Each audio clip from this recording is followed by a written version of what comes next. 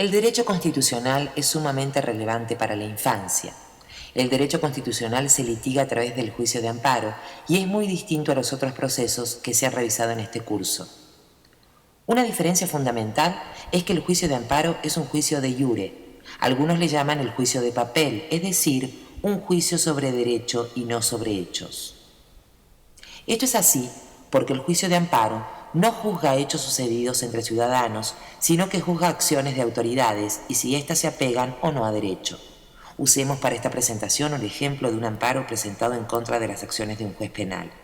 El juicio de amparo no decide si una persona es inocente o culpable, pero sí puede determinar si el juez valoró bien o mal las pruebas. El amparo estudia las acciones del juez, cómo actuó y cómo razonó sus decisiones.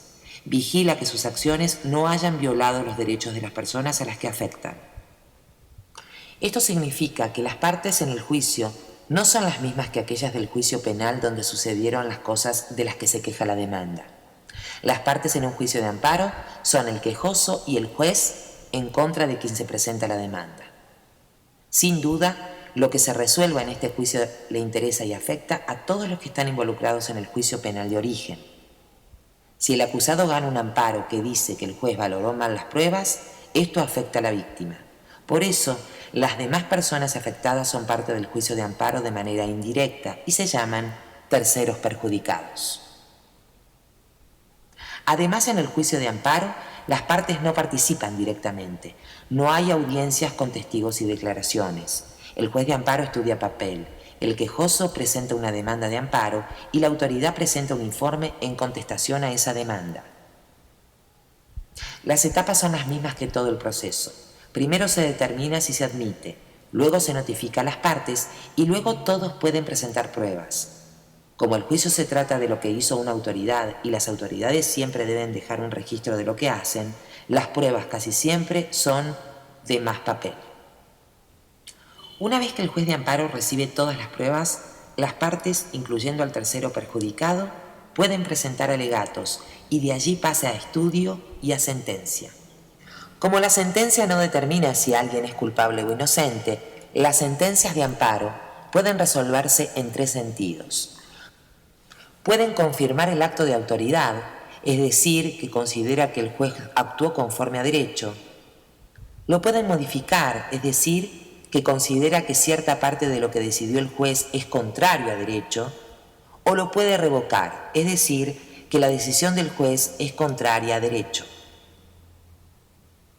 El juicio de amparo no puede decidir si lo que dijo la autoridad, en este ejemplo, el juez penal, estuvo bien o estuvo mal.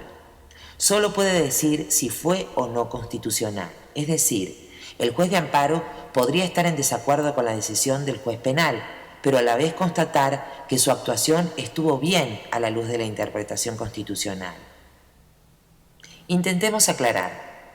Todas las leyes deben ser generales, es decir, deben servir para todos. No puede haber leyes que solo aplican para una persona. Sin embargo, la realidad está llena de diferencias y distintas situaciones. Es imposible que una ley literalmente nombre todos los escenarios posibles. Esto significa que todas las leyes deben ser interpretadas al momento de aplicarse a casos distintos. La Constitución es nuestra máxima ley y allí viven nuestros derechos que nadie puede violar. Por ejemplo, que un juez decida que una persona cometió un robo por su color de piel o su aspecto físico. Esto sería claramente discriminatorio y violaría nuestros derechos constitucionales, es decir, la interpretación de la ley que hace el juez al aplicarla a un caso concreto sería inconstitucional. Y eso es lo que juzga un juez de amparo. Los países cambian y firman nuevos tratados internacionales. Las sociedades cambian y por tanto las leyes también tienen que modernizar su forma de ser aplicadas. Por eso, el derecho constitucional también vigila que la interpretación de las leyes esté de acuerdo con los tratados internacionales y el saber científico. La interpretación constitucional es de enorme relevancia para la infancia. Comúnmente las niñas, niños o adolescentes no son tomados en cuenta por las leyes. Las leyes hechas por adultos y para adultos suelen omitir infancia.